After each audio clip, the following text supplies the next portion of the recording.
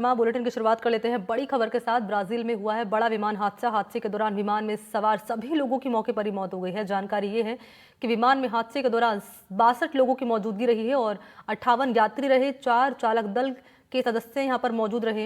हालांकि हादसे के पीछे की वजह क्या रही है ये जानकारी सामने नहीं आ पाई है। ब्राजील के राष्ट्रपति ने हादसे पर दुख व्यक्त किया है। तो ये बड़ी खबर हादसे से जुड़ी हुई आपके सामने हम रख रहे हैं। ब्राजील से मिल रही है तस्वीर आपके सामने है।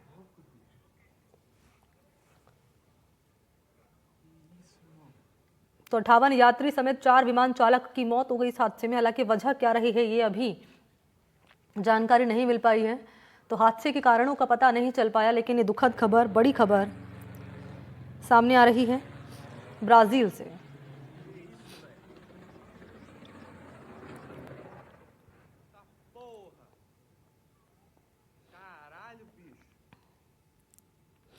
तो बड़ा विमान हादसा हुआ है ब्राजील में, जहां पर इस हादसे में करीब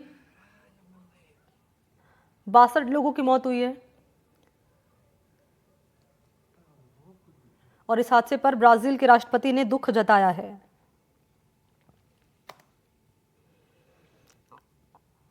और ये वीडियो भी आपके सामने रख रहे हैं। विमान में सवार सभी लोगों की इस हादसे में मौत हो गई है।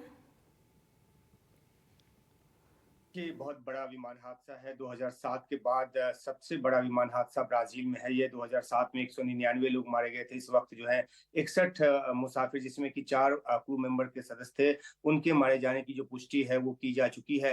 ये विमान जो है कास्केवेल से साओ पाउलो जा रहा था और तकरीबन उड़ान भरने के 1.5 घंटे बाद 12 बजे दोपहर के आसपास इसने उड़ान भरी और 1.5 घंटे बाद जो है ये जो है विनेडो के पास एक रिहायशी इलाके में गिरा। हालांकि गनीमत ये है कि रिहायशी इलाके में सिर्फ एक मकान को मामूली नुकसान पहुंचा, कोई इसकी जद में नहीं आया। जमीन पे किसी के हताहत होने की जो जानकारी है वो नहीं आई है। लेकिन जिस तरीके से गोता लगाता हुआ विमान गिरा, उससे तमाम सवाल उठ खड़े हुए हैं कि आखिरकार ऐसी क्या वजह हुई कि विमान इस तरह से चक्कर काटता हुआ जमीन पर सीधा जा गिरा।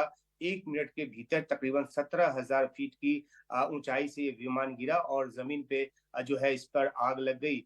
जो वहाँ के अथॉरिटीज हैं उनके मुताबिक विमान के पास जो है वो एयर वर्दीनेस सर्टिफिकेट था। ये जो विमान है ये ट्विन इंजन विमान है और ये जो विमान था इसको तमाम तरह की जो तकनीकी जो एक सर्टिफिकेट होता है वो हासिल था और किसी तरह की कोई तकनीकी खराबी इसमें उड़ान भरने के पहले नहीं पाई गई थी।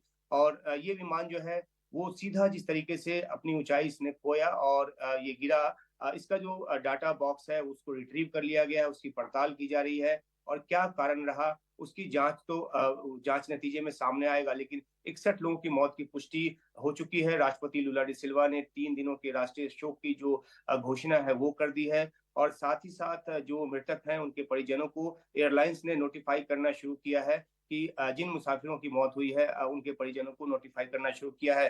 तो ये जो है ये काफी बड़ा हादसा और एक अहम जानकारी ये भी है कि जो इसका जो फ्लाइंग कंडीशन में गुड फ्लाइंग कंडीशन में विमान था और एयर वर्दीनेस सर्टिफिकेट इसके पास था, उसके बावजूद ये बड़ा हादसा हुआ। लगातार दृश्यों के जरिए हम अपने दर्शकों को दिखा रहे हैं कि कैसे ये गोता लगाता हुआ चक्कर काटता हुआ विमान जो है जमीन पे जा गिरा और उसमें आग लगी और किसी मुसाफिर के बचने की कोई संभावना बची ही नहीं। तमाम मुसाफिर और क्रू मेंबर के सदस्यों की मौत की पुष्टि हो चुकी है। कि जिस रिहायशी इलाके में विमान गिरा गिरा वहां पे एक मकान को मामूली नुकसान पहुंचा है और जमीन पर किसी के हताहत होने की जानकारी निकलकर सामने नहीं आई है। हालांकि अगर ये विमान घनी रिहायशी इलाके पर गिरता तो ज्यादा नुकसान की संभावना थी, लेकिन ये क्योंकि एक ऐसे इलाके में गिरा जहां पर ज्यादा घर नहीं थे और एक घर को इसके मलबे से मामूली नुकसान पहुंचा है, ये जानकारी वहां से अभी तक निकलकर सामने आई है।